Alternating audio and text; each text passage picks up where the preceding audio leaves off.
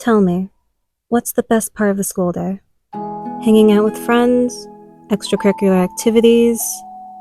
The constant way to perform in a system that's not built to work for you or your needs? No, it's going home, obviously. Houkago Kitaku Biyori, or Journey Home After School, is about going home. And that's it. Okay, not really, but you know. When I was looking through my normal manga channels for something new, I saw this one. And I'll be honest, I wasn't expecting much. It looked kind of generic, and I was okay with that. Just a simple slice of life manga to turn my brain off to. I severely took this manga for granted. Let me give you the rundown. Journey Home After School starts with Shun Sato, a high school boy without without a club, being asked to join the soccer club because of his well-known abilities. Guy got MVP in a prefectural tournament 2 years in a row in middle school. I know this means next to nothing if you know nothing about sports or sports anime and manga, because you're a nerd. But I want you to keep this in mind, because even if it feels like a throwaway line, it becomes a lot more prevalent than I originally thought.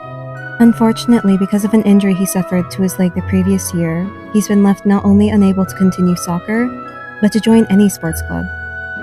And after a day of having to turn down club after club, he can't help but lament that he just wants to go home. Oh? Did you say you want to go home? This passing remark is more than enough to capture the attention of Naoki Sato, or Choki-chan, as everyone calls her. Before even saying her name, she asks Shun if he wants to join the Hyper Go Home Club. And Shun quickly proceeds to ask what that is and what it even does. Choki's only response is, "You go home." Shun is skeptical, but there isn't much time to think about that before Choki is caught by a teacher for hanging up her own posters again. She tells Shun to meet her at the gate after class and makes a break for it. At least, as best as she can. When he gets to the gate, Shun tries to tell her that he's not going with her, but Choki's in her own little world about this. It doesn't take long for Shun to give in, deciding to entertain her for the day. She shows him her collection of sticks and rocks, they find an old student handbook, and they even meet a big-ass cat. All seemingly mundane things. At first, Shun doesn't quite understand, but Choki describes the walk home as having a certain romance to it. A romance that can't be found either at home or school.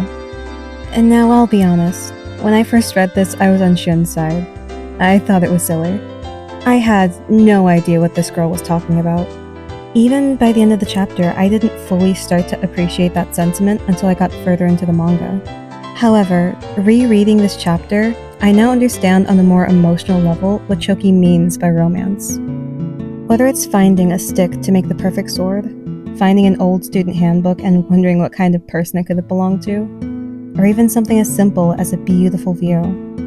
It's about the small things that make life that bit more enjoyable when you allow yourself to be in the moment of it. It's about taking your time to smell the roses and let your imagination run wild. It made me think of my own walks home. Feeling the sun on my skin, taking in the nature around me. The walk home is something I never quite realized how much I truly enjoyed before reading this manga. If you're not getting what I mean just by what I'm saying, I think it's something illustrated much better in the manga itself. It's filled with these small moments where you're just supposed to enjoy yourself and enjoy the days you're living in. Choki will often go out of her way to make things harder for them if it means adding some romance to their lives. Like refusing to exchange numbers and instead promising to meet each other at specific times and places. If one of them is waiting at the gate for too long, they should leave after a certain amount of time has passed. Even if it might make things a little harder, Choki thinks it's worth it to keep the romance of things alive. A lot of the time, Shun seems to be going along with whatever Choki has decided for the day. Which is true, but you never get the sense that he's not enjoying himself. He cares for the time that they spend together, and actively looks forward to it. Even if it's just a small part of his day, it becomes one he actively cherishes, and that's something you can clearly see develop as the manga goes on. He even tends to get pretty involved in quite a few of Choki's ideas and antics. Overall, the story is about two people getting closer by going home and enjoying the simpler moments in life together, and over time growing feelings for each other.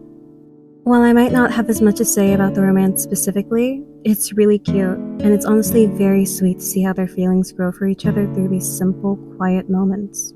It honestly feels pretty mature.